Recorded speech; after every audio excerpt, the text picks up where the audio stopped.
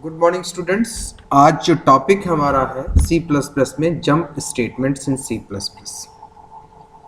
तो देखिए jump statement in C plus plus में हमारे पास जो statements interrupt normal flow of the program, यानी कि जो प्रोग्राम के स्टेटमेंट्स को इंटरप्ट करते हैं, बीच में रोकना, कंटिन्यू चलाना या एक स्टेटमेंट से दूसरे स्टेटमेंट में जंप करना, तो वो स्टेटमेंट हमारे क्या कहलाते हैं? जंपिंग स्टेटमेंट्स कहलाते हैं। अब देखिए सी प्लस प्लस में जो जंपिंग स्टेटमेंट है, सी लैंग्वेज में भी अगर आपने पढ़ा हुआ, तो सी प्लस प्लस में जंपिंग स्टेटमेंट्स हमारे पास 3 जंपिंग स्टेटमेंट्स हमारे पास है।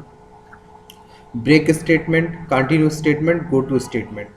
ब्रेक स्टेटमेंट का काम क्या होता है कि inside of the loop switch statement when the compiler find the break statement inside a loop, कि कंपाइलर क्या करता है कि अगर आपने ब्रेक स्टेटमेंट किसी लूप के अंदर, स्विच स्टेटमेंट के अंदर लगाया, तो compiler will avoid the loop continue to execution statements, यानी कि जो एग्जीक्यूशन चल रहा है उस एग्जीक्यूशन को वो रोक देता है, वहाँ उस स्टेटमेंट से उस एग्जीक्यूशन को क्या कर देता है?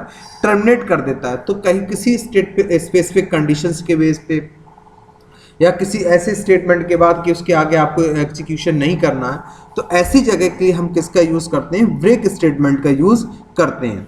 अब ब्रेक स्टेटमेंट हमारे पास देखिए हम इसको यूज़ कैसे करते हैं, हम प्रोग्राम से समझते हैं ब्रेक स्टेटमेंट लगाते हैं कैसे हैं। तो एक प्रोग्राम के थ्रू हम आपको समझाते हैं कि ब्रेक स्टेटमेंट का हम कैसे करते हैं। तो सी प्लस प्लस को ओपन कर लीजिए, जो भी आपको ओपन करना है। कुछ स्टूडेंट्स ने एक पूछा था प्रोग्राम, आज वो भी बताऊंगा मैं। कुछ स्टूडेंट्स को मल्टीपल इनहेरिटेंस में, मल्टी लेवल पल इनहेरिटेंस में प्रॉब्लम आ रही है, उसको हम आज डिस्कस करेंगे। पहले इनको देख लेते हैं। तो अपन ने यहाँ पे क्या किया, हैश इंक्लूड आयो स्ट्रीम। उसके बाद अपन ने क्या किया यहाँ पे, using name space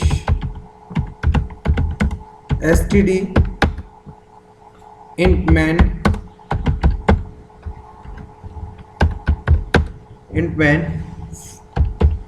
int I for I equal to 0,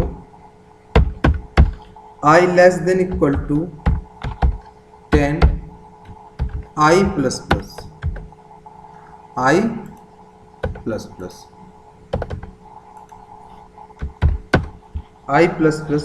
उसके बाद हमने यहाँ पे कंडीशन लगाई, इफ I इक्वल टू 4, अगर अभी देखिए अभी हम सिर्फ I को प्रिंट करा दें, सी आउट I एंड एल, और यहाँ पे हमने कर दिया रिटर्न 0। तो आपको ये लूप मालूम है कहाँ तक चलेगा आपका? हमने इसका नाम दे दिया ब्रेक। तो अभी आपको इस लूप को मालूम है कि लूप कहाँ तक चलेगा, 0 से लेके कहाँ तक चलेगा? 10 तक चलेगा। आप इसको रन करा सकते हैं, यहाँ से रन करा लीजिए। ये देखिए 0 से लेके 10 तक आपके नंबर आपको प्रिंट करके यहाँ पे दे दिया। ठीक है, थोड़ा साइज बढ़ा देते हैं। ये देखिए आपके पास रिजल्ट है, 0 से लेके 10 तक आपने चला दिया। पर आप इसकी स्पेसिफिक कंडीशंस के बेस इसको रोकना चाहते हैं। जैसे हम चाहते हैं कि इफ कंडीशन लगाया, if I equal to 4, I की वैल्यू कितनी हो? 4 हो, तो आपने यहाँ पे क्या कर दिया, इसको ब्रेक कर। सिंपल आपने क्या लगा दिया, अगर I इक्वल टू 4 हो तो ये लूप ब्रेक हो गया। कंपाइल और आप प्रोग्राम को यहाँ से 1 से लेके 3 तक चला, पर जैसे उसकी वैल्यू कितनी मिली, उसने को 4 मिली, इस स्टेटमेंट को यहाँ से उसने क्या कर दिया? टर्मिनेट कर दिया, यानी लूप से हमें पूरी तरह से क्या कर दिया, उसने बाहर कर दिया। क्लियर? तो ऐसे काम के लिए, इस तरह के लिए यूज़ के लिए, किसी स्पेसिफिक कंडीशंस के बेस पे या कहीं से हमें बाहर करना है, तो उसके लिए अपन किसका यूज़ करते हैं? ब्रेक स्टेटमेंट अपन यहाँ से लगाते हैं। क्लियर? तो ये हमारा ब्रेक स्टेटमेंट हो गया। दूसरा हमारे पास स्टेटमेंट आता है कंटिन्यू स्टेटमेंट।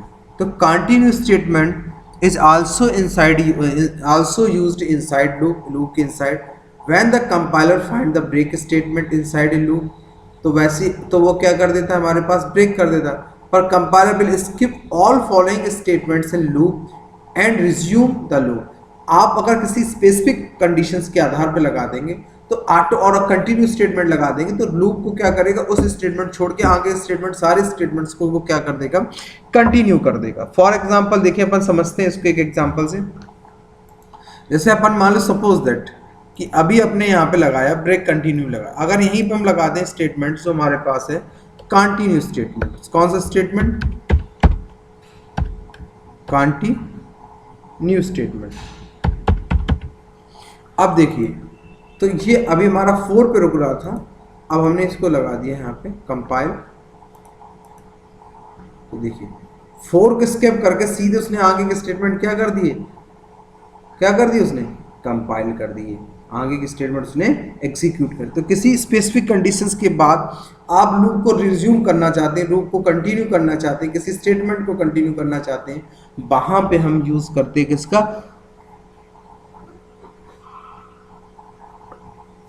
कंटिन्यू स्टेटमेंट, किसका, कंटिन्यू स्टेटमेंट का यूज करते हैं। क्लियर, तो ये हमारा क्या कहलाता है, continue statements.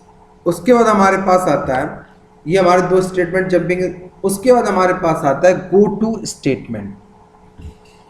Go to statement jump statement from one points to another points, यानी गो टू स्टेटमेंट से हम जो मूवमेंट है प्रोग्राम का, यानी एक पॉइंट से दूसरे पॉइंट्स पे अपन क्या करा सकते हैं, जंप करा सकते हैं, मूव करा सकते हैं। तो गो टू स्टेटमेंट्स यूज करने के लिए हमें क्या बनाना पड़ता है, लेवल क्रिएट करने पड़ते हैं। क्या क्रिएट करने पड़ते हैं, लेवल क्रिएट करने पड़ते हैं, और लेवल के आधार पे हमें क्या करना पड़ता है, काम करना पड़ता है। जैसे फॉर एग्जांपल अपन एक बनाते हैं प्रोग्राम गो टू स्टेटमेंट से, तो अभी आपको क्लियर हो जाएगा। तो हमने यहाँ पे जैसे हम टेबल प्रिंट करने का गो टू स्टेटमेंट से प्रोग्राम बनाते हैं, किसको प्रिंट करने के लिए, टेबल, या अपन 1 to 10 नंबर अभी नॉर्मल प्रिंट करने का प्रोग्राम बनाते हैं गो टू स्टेटमेंट से, लूप की तरह यूज करते हैं। तो आयो stream using name space std, हमने यहां पे दिया int man, clear. Man functions के बाद हमने क्या किया, यहाँ पे ले लिया आई इक्वल टू हमने 1 असाइन कर दिया, आई इक्वल टू हमने यहाँ पे असाइन कर दिया। उसके बाद हमने एक लूप लेवल बनाया, हमने बनाया जैसे हमने दिया प्रिंट कॉलन सी आउट, आई की वैल्यू को हमने यहाँ से प्रिंट, इफ चेक कराया i less than equal to 10, i less than equal to 10 है। अगर ये कंडीशन ट्रू हो जाए तो हमने यहां से क्या कर दिया, गो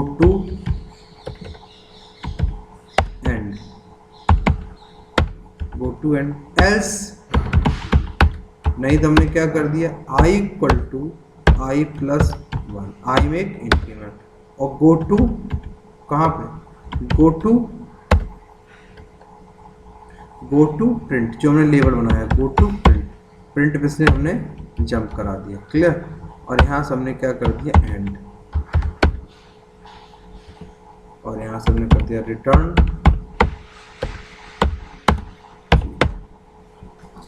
ये प्रोग्राम हमने यहाँ पे बनाया, सेव किया इसको, गो टू किस नाम से, गो टू नाम, प्रोग्राम को हमने कंपाइल किया, प्रोग्राम को हमने रन कर दिया।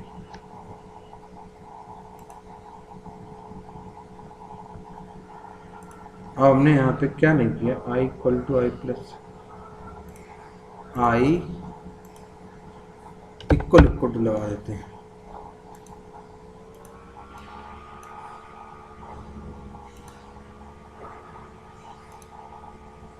ये देखिए आई से लेकर हमने कितने तक चला दिया, 1 तक। देखिए हमने गो टू लूप को हमने किस तरह चला दिया, टेबल की तरह, उसकी तरह चला दिया, लूप की तरह। और कैसे चलाया, देखिए हमने यहाँ पे लेवल क्रिएट किया, ये लेवल है, आई की वैल्यू 1, यहाँ पे हमने आई की वैल्यू 1 प्रिंट करेगा, if I equal to 10 check करेगा आई की वैल्यू 10 के बराबर है, नहीं, एल्स में जाएगा, तो आई की वैल्यू 1 में एक इंक्रीमेंट होगा 2, फिर अगर हमने कहा गो टू प्रिंट, जंप करके यहाँ पे आ जाएगा, फिर आपको कितना प्रिंट करके दे देगा 2।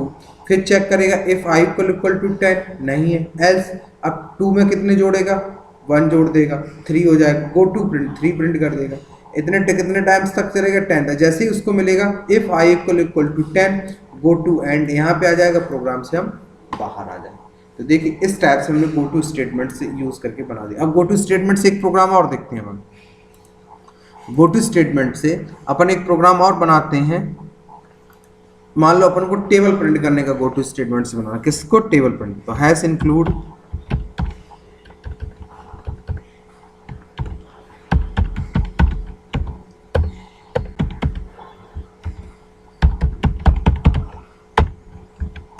यूजिंग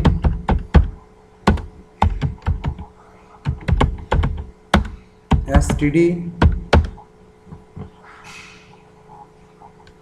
int man, ठीक है। हमने यहाँ पे ले लिया int i एक नम ले लिया हमने, cout enter the any value, cin num में करा ली। यहाँ पे एक स्टेटमेंट बना लिया लेबल 1, यहाँ पे दे दिया हमने क्या सी आउट, आई की वैल्यू भी यहाँ इनिशियलाइज कर देते हैं, आई की वैल्यू 1 और यहाँ पे कर देते हैं i into num endl if i equal to 10 तो क्या आ जाएगा गो टू एंड, किसी भी नाम से लेवल बना सकते हैं, ध्यान रखना आपको, else i equal to i plus 1 go to level 1, ठीक। ये प्रोग्राम क्लोज। यहाँ पे हमने क्या बना दिया एंड, यहाँ पे कर दिया रिटर्न 0। ये देखिए टेबल प्रिंट करने का प्रोग्राम गो टू स्टेटमेंट से लिखा, table go to save. Program को हमने कंपाइल किया और प्रोग्राम को रन किया, हमने डाला 2, देखिए 2 का टेबल हमारे पास क्लियर। अभी हमने यहाँ से किया रन, 5 डाला तो 5 की टेबल प्रिंट हो गया, क्लियर। तो इस टाइप से हम गो टू स्टेटमेंट्स को एक स्टेटमेंट से दूसरे स्टेटमेंट पे क्या करा सकते हैं, जंप करा सकते हैं, कोई दिक्कत हमारे पास नहीं है, क्लियर। तो ये हमारे पास हो गया। चलिए अब अपन क्या करते हैं, कुछ स्टूडेंट्स को प्रॉब्लम आ रही थी सर मल्टीपल इनहेरिटेंस में प्रॉब्लम आ रही थी, किसमें आ रही थी मल्टीपल इनहेरिटेंस। तो मल्टीपल इनहेरिटेंस मैंने क्या बताया था कि जो मल्टीपल इनहेरिटेंस होती है उसका डायग्राम क्या होता है, क्लास ए क्लास बी, ए और बी, और इन दोनों को हम किसके अंदर करते हैं, सी के अंदर इनहेरिट करते हैं, मल्टीपल इनहेरिटेंस, क्लियर। ये हमारी कौन सी इनहेरिटेंस, अगर इसको उल्टा कर देंगे तो हायरार्किकल बन जाएगी, यानी सी के 2 चाइल्ड। तो अपन मल्टीपल इनहेरिटेंस का प्रोग्राम अपन देखते हैं, क्लियर। तो यहाँ पे अपन देखते हैं मल्टीपल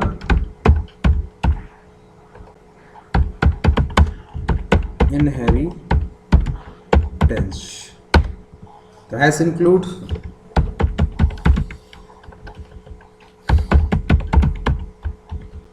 iostream using std। अब यहाँ पे क्लास ली, क्लास सपोज ए, क्लास का नाम क्या ले लिए ए, ठीक है। पब्लिक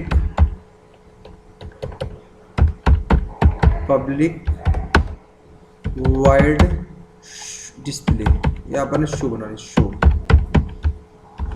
अपन ने दे दिया यहाँ पे नाम cout, this is base class A, this is base class A and एल का टर्मिनेट, ये हमारी एक क्लास है। उसके बाद हम क्लास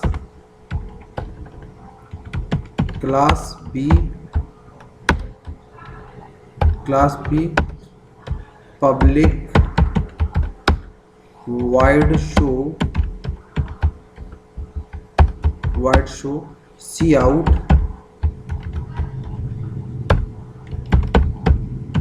दिस इज